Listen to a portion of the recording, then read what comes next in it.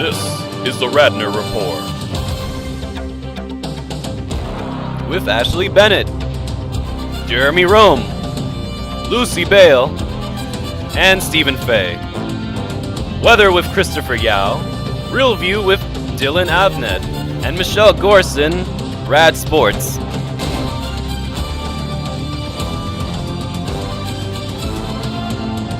Boldly going where no student news team has gone before. This is the RADNOR Report. RADNOR's homecoming king and queen are crowned. And LM Week is just around the corner. Hello and welcome to the RADNOR Report for the week of October 15th. I'm Jeremy Rome. And I'm Ashley Bennett.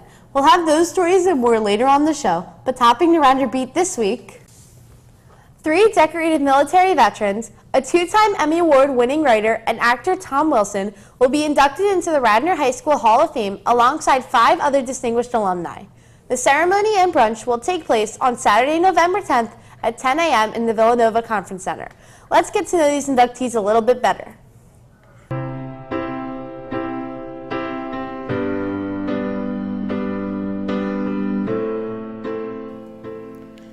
As president and CEO of Tierney Communications, Mary Stengel Austin leads one of the Mid-Atlantic region's largest communications companies. A graduate of Lafayette College, she is one of the top female CEOs and business leaders in the greater Philadelphia area.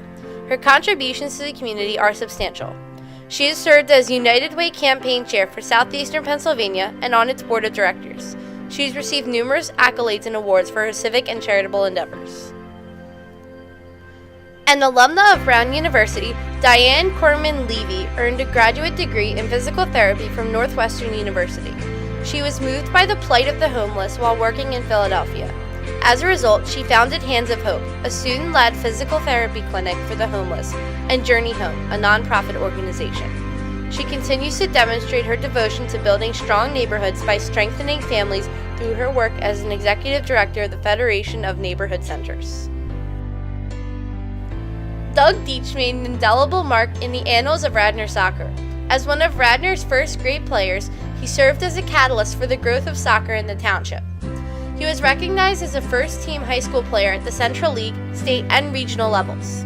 He also received National All-American High School Soccer Team honors in 1980. At Lafayette College, he earned NCAA Regional All-America honors and was drafted in the first round by the Baltimore Blast professional soccer team.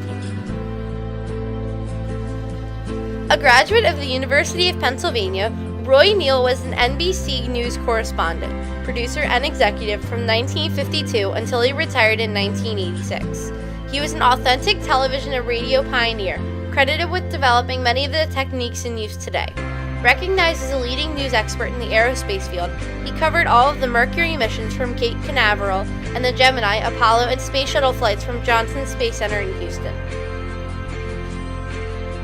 Pasquale Macron's distinguished military career began in 1952 when he was drafted into the U.S. Army.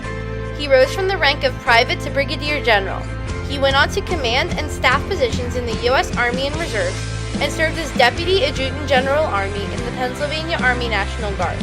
Macron is the recipient of numerous awards, decorations, and honors, including induction into the U.S. Army Infantry Officer Candidate School Hall of Fame, USA Legion of Merit, and the Pennsylvania Distinguished Service Medal. A 1902 graduate of the Pennsylvania Military College, General Charles F.B. Price went on to serve as an officer in the United States Marine Corps, rising to his final rank of Lieutenant General, 3-star. His military career spanned 5 decades from pre-World War I through World War II.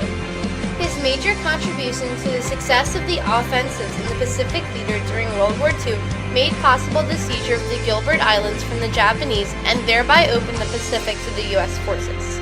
His awards and decorations include the Legion of Merit and the U.S. Navy Distinguished Service Medal. Meredith Scardino earned her Bachelor of Fine Arts from Cornell University and MFA from Parsons School of Design and Painting. Her creative talents have led her to a career in comedy writing. She is a 2-time Emmy Award-winning writer for her work on The Colbert Report, outstanding writing for a variety, music, or comedy program. Her writing credits include The Late Show with David Letterman and Best Week Ever. Willie Sidner excelled in football and track at Radnor High School. He was tri-captain of the 1976 undefeated football team that captured the Central League title. Honors include All-Delaware County, All-State, All-American, and winner of the Maxwell Club Award. He scored the only touchdown for the East in the Big 33 game. His college career included All-America honors in track at Villanova and playing Division I football. Sidner played professionally for the Pittsburgh Steelers. A top graduate of the United States Naval Academy class of 1946, Jim Wilson spent more than 20 years in the submarine service commanding nuclear ballistic missile subs and ultimately the Pacific Submarine Fleet. From 1971 to 1973, Rear Admiral Wilson served as commander of the Naval Forces Vietnam. As Vice Admiral, Jim was Chief of Naval Education and Training, including responsibility for the U.S. Naval Academy and the Naval War College. Although best known as Biff in the Back to the Future trilogy, Tom Wilson's notable credits reflect his wide and varied artistic talents. As an actor in animation, he counts SpongeBob SquarePants, Spider-Man, and Batman among his credits. A painter and photographer, his works hang in the San Jose Museum of Art and the Disney Gallery in Disneyland. Internationally known for his television and radio programs, he has also shared the stage with some of the finest comedians, actors, and musicians of his era.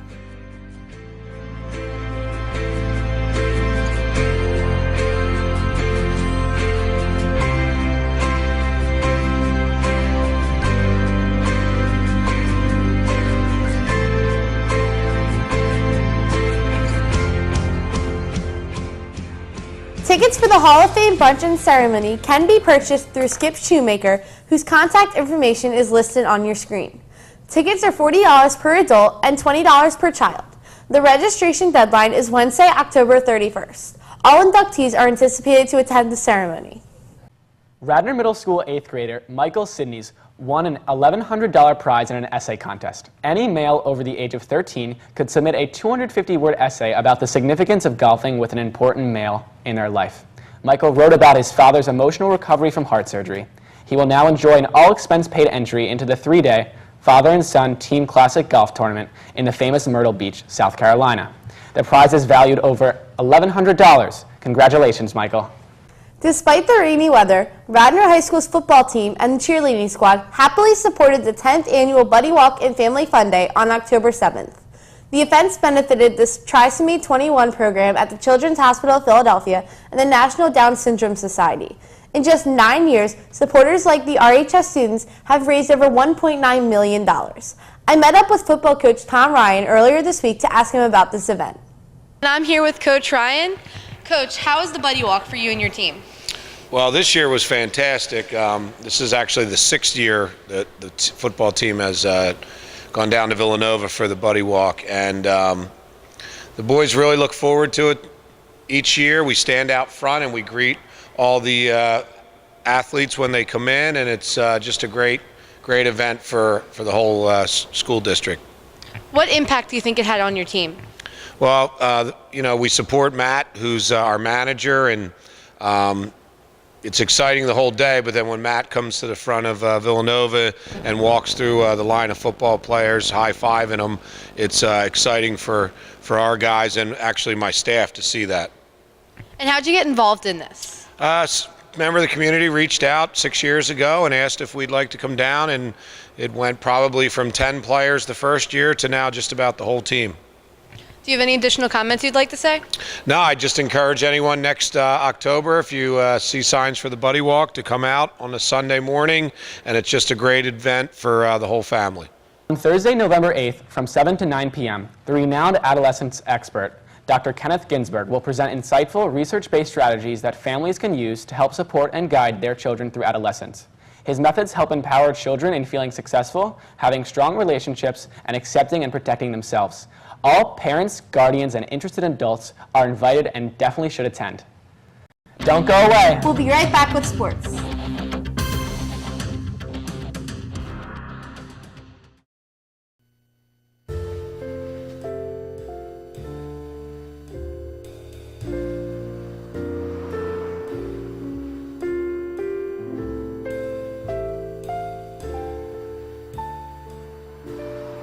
When your children ask where you got married, will you have to tell them over there by the unleaded?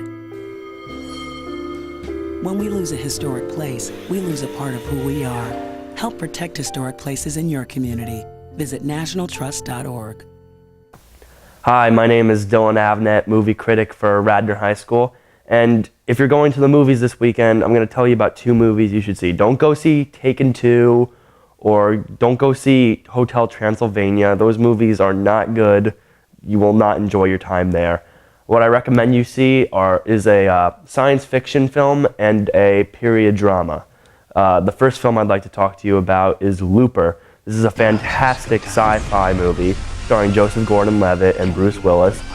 It takes place in the future and also in the farther future, and it has a lot to do with time travel. It's got a very interesting concept, a lot of great actors, and the script is just terrific. It's one of the best films of the year so far. Another movie I'd like to talk to you about is Argo. It takes place in 1979 for the Iran hostage crisis, and Ben Affleck, the lead character of the movie, comes up with the idea to make a movie called Argo, where they basically have to go into Iran to shoot, but it's a fake shoot. They're rescuing some of the escaped hostages. What we like for this are bicycles. Deliver the 6 bikes, provide them with maps. Or you could just send in training wheels and meet them at the border with Gatorade. It's gonna take a miracle to get them out. I got an idea. They're a Canadian film crew for a science fiction movie. I fly into Tehran. We all fly out together as a film crew. I need you to help me make a fake movie. So you want to come to Hollywood and act like a big shot without actually doing anything? Yeah. You'll fit right in. And it's very interesting. It's got a lot of great actors, including Alan Arkin and John Goodman as Hollywood men, and it was a very good film. I was very happy to see it, and you know, if you were going to see either one, I think you'd wind up being happy. I recommend you see Argo because that's the better of the 2 movies, but if you're interested in a sci-fi film, go see Looper. I'm Dylan Avnet, movie critic for Radnor High School. Have a great weekend, and next weekend I'll talk to you about Halloween movie classics you should watch on Halloween. Chris, yeah, I wasn't here for the weather this week, so we didn't know it was going to be raining. We have to go to our car. No.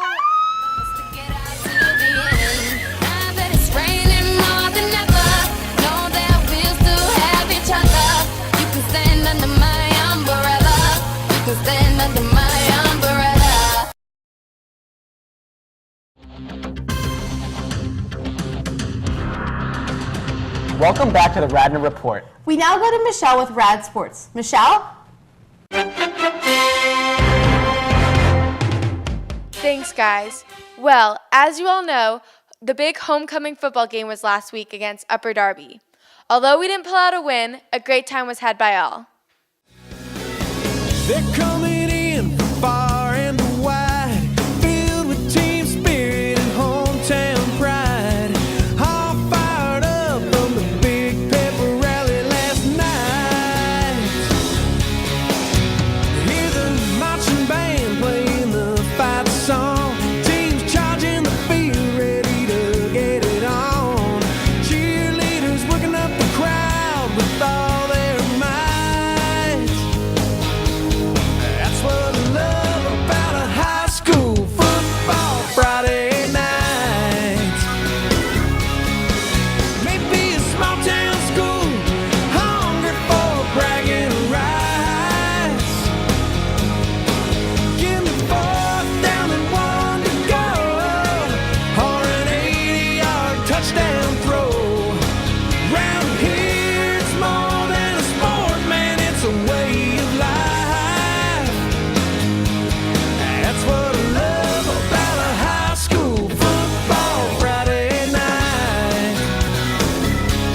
That's what I love about a high school football Friday night. That's what I love about a high school football Friday night.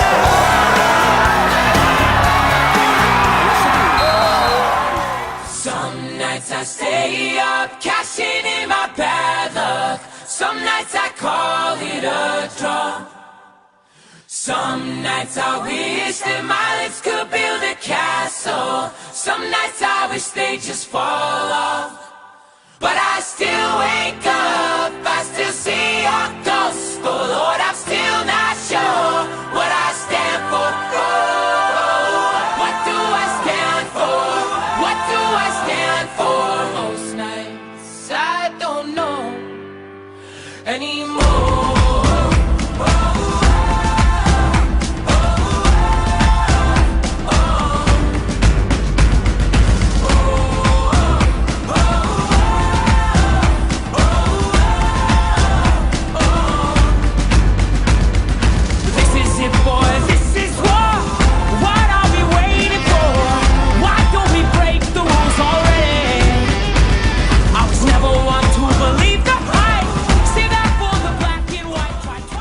Radnor High School 2012-2013 homecoming king and queen are Jimmy Puckett and Eddie Jr.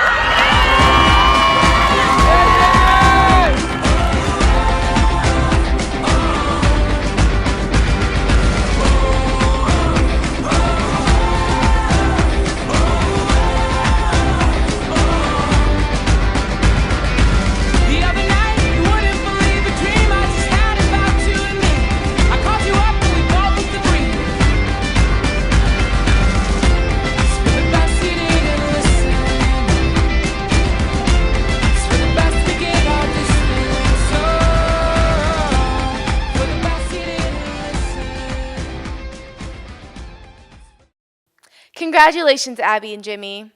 That's it for Rad Sports. I'm Michelle Gorson, and remember, don't practice till you get it right. Practice until you can't get it wrong.